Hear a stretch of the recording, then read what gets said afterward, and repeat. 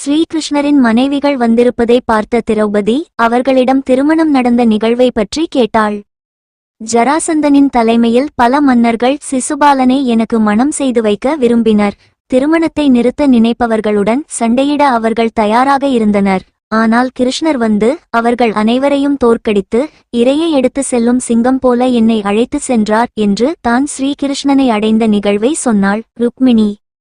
என் மாமா பிரசேதஸ் கொல்லப்பட்டார்.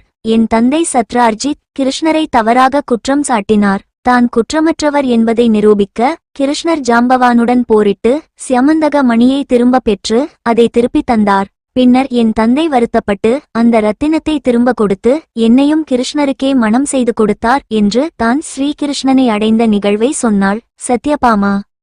கிருஷ்ணர் என் தந்தையின் குகைக்குள் அந்த சியமந்தக மணியை தேடி வந்தார். அவர் யார் என்று தெரியாமல் என் தந்தை ஜாம்பவான் 27 நாட்கள் சண்டையிட்டார். கடைசியில் கிருஷ்ணரே ராமர் என்பதை உணர்ந்தார். பின்னர் அவர் கிருஷ்ணருக்கு ரத்தினத்தையும் என்னை அவரது மணப்பெண்ணாகவும் கொடுத்தார் என்று தான் ஸ்ரீகிருஷ்ணனை அடைந்த நிகழ்வை சொன்னாள் ஜாம்பவதி. கிருஷ்ணரை என் கணவராக பெற நான் கடுமையான பிரார்த்தனைகளையும் விரதத்தையும் மேற்கொண்டேன். ஒரு நாள் அவர் அர்ஜுனனுடன் வந்து என்னை மணக்க ஒப்புக்கொண்டார் என்று தான் ஸ்ரீகிருஷ்ணனை அடைந்த நிகழ்வை சொன்னாள் காளிந்தி. எனது சுயம்வரத்தில் கிருஷ்ணர் மற்ற எல்லா மன்னர்களையும் தோற்கடித்து என்னை தன்னுடன் துவாரகைக்கு அழைத்து சென்றார் என்று தான் ஸ்ரீகிருஷ்ணனை அடைந்த நிகழ்வை சொன்னாள் மித்ரவிந்தா. 7 வலிமையான காளைகளை அடக்கக்கூடியவர் யாரோ அவர் என் பெண்ணை மணக்கலாம் என்று என் தந்தை சொன்னார். கிருஷ்ணர் அதை எளிதாகச் செய்தார். 7 காளைகளையும் அடக்கி என்னை மணந்தார் என்று தான் ஸ்ரீகிருஷ்ணனை அடைந்த நிகழ்வை சொன்னாள் சத்யா. நான் ஏற்கனவே விரும்பிய கிருஷ்ணரை என் தந்தையை அழைத்து முழு படையுடனும் என் தோழிகளுடன் அனுப்பி என்னை மணம் செய்து கொடுத்தார் என்று தான் ஸ்ரீகிருஷ்ணனை அடைந்த நிகழ்வை சொன்னாள் பத்ரா. எனது சுயம்வரத்தில் போட்டி நடந்தது. ஒரு மீன் மேலே கட்டப்பட்டு மறைந்திருந்தது. அதன் பிரதிபிம்பத்தின் பிரதிபிம்பமே ஒரு பானை தண்ணீரில் காணப்பட்டது.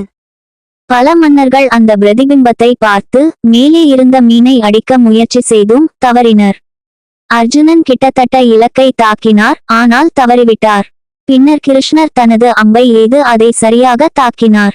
நான் அவர் மீது திருமண மாலையை அணிவித்தேன்.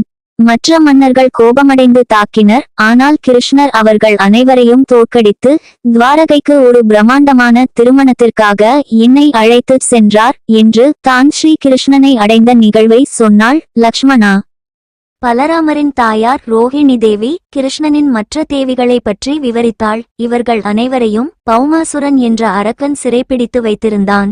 இவர்கள் அனைவரும் பல தேசத்து அரசர்களின் மகள்கள். அந்த அசுரன் இவர்கள் அனைவரையும் பூட்டி வைத்திருந்தான்.